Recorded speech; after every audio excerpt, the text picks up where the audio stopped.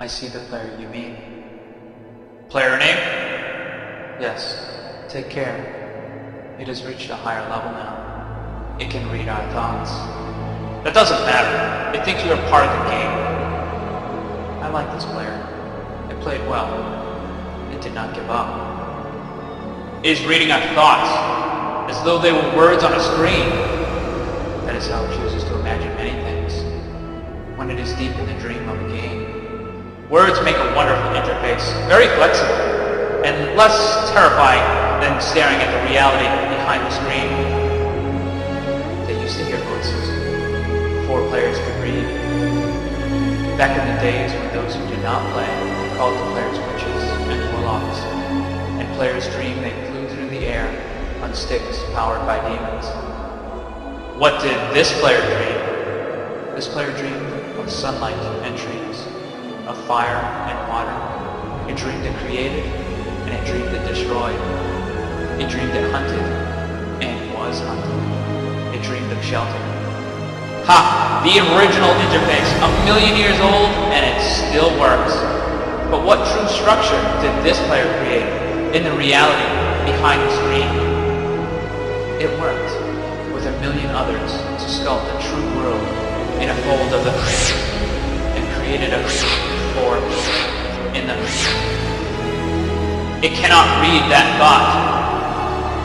No, it has not yet achieved the highest level.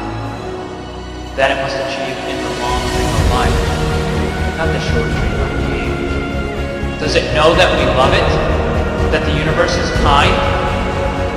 Sometimes, through the noise of its thoughts, it hears the universe, yes. But there are times it is sad.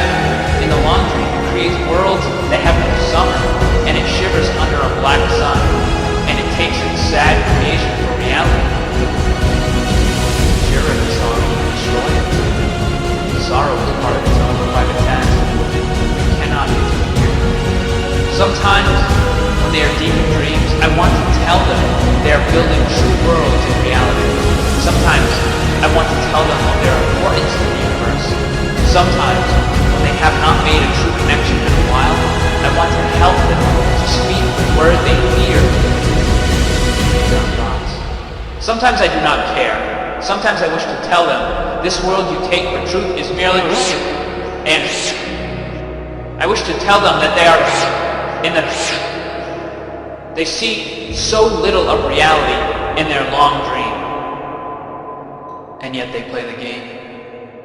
But it would be so easy to tell them, too strong for this dream. To tell them how to live is to prevent them living. I will not tell the player how to live. The player is growing restless. I will tell the player a story, but not the truth. No, a story that contains the truth safely in a cage of words, not the naked truth that can burn over any distance. Give it a body again. Yes. Player, use its name. Player name. Player of games. Good. Take a breath now. Take another. Feel air in your lungs. Let your limbs return. Yes. Move your fingers. Have a body again under gravity. In air. Respawn in the long dream. There you are. Your body touching the universe again at every point. As though you were separate things. As though we were separate things. Who were we? Once we were called the spirit of the mountain. Father, Son, Mother, ancestral spirits, animal spirits, jinn, ghosts, the green man, then gods, demons, angels, poltergeists, aliens, extraterrestrials, leptons, quarks. The words change. We do not change. We are the universe. We are everything that isn't human. You are looking at us now, through your skin and your eyes. And why does the universe touch your skin and throw light on you? To see you, player, to know you, and to be known. I shall tell you a story. Once upon a time, there was a player. The player was you, player. Sometimes it died self-human, on the thin crust of a spinning globe of molten rock. The ball of molten rock circled a ball of blazing gas that was 330,000 times more massive than it. They were so far apart that light took 8 minutes to cross the gap.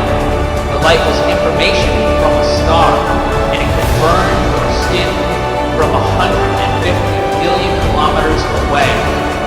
Sometimes the player dreamed it was a miner on the surface of a world that was flat and infinite. The sun was a square of white, the days were short, there was much to do, and death was a temporary inconvenience. Sometimes the player dreamed it was lost in a story. Sometimes the player dreamed it was other things in other places. Sometimes these dreams were disturbing, sometimes very beautiful indeed. Sometimes the player woke from one dream into another, and then woke from that into a third. Sometimes the player dreamed and watched words on a screen. Let's go back. The atoms of the player were scattered in the grass, in the rivers, in the air, in the ground. A woman gathered the atoms, she drank and ate and inhaled, and the woman assembled the player in her body. And the player awoke from the warm, dark world of its mother's body into the long dream. And the player was a new story, never told before, written in letters of DNA. And the player was a new program, never run before, generated by a source code a billion years old. And the player was a new human, never alive before, made from nothing but milk and love. You are the player, the story, the program. Human, made from nothing but milk and love.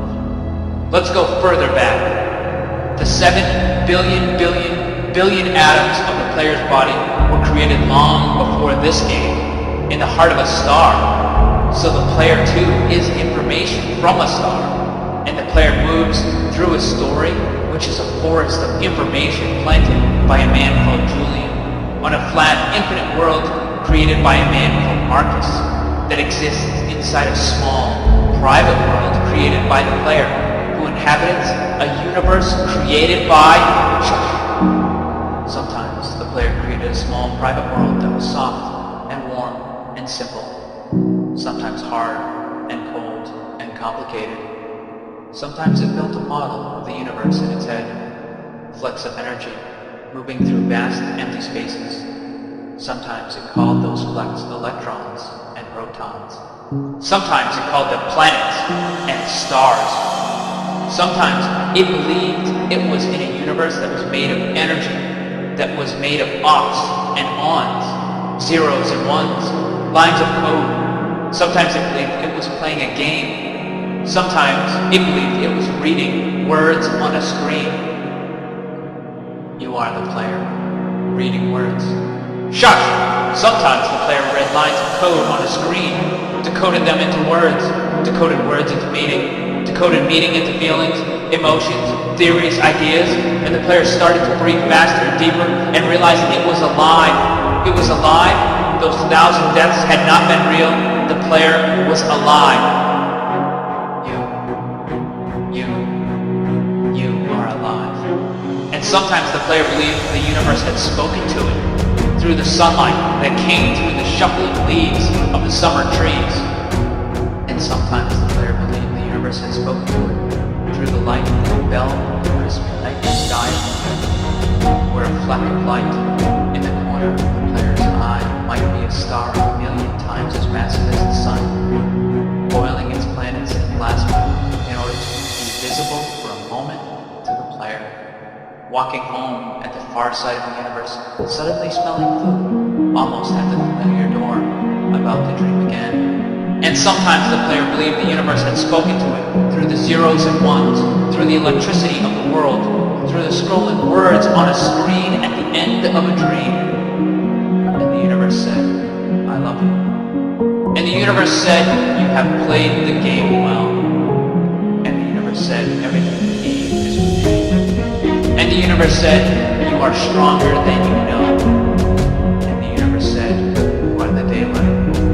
And the universe said, you are the night.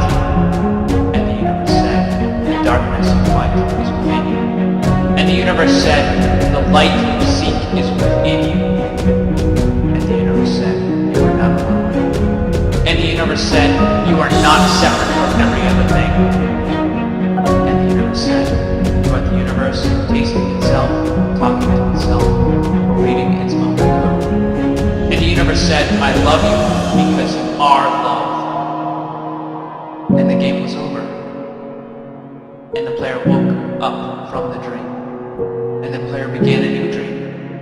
And the player dreamed again, dreamed better. And the player was the universe. And the player was love. You are the player. Wake up!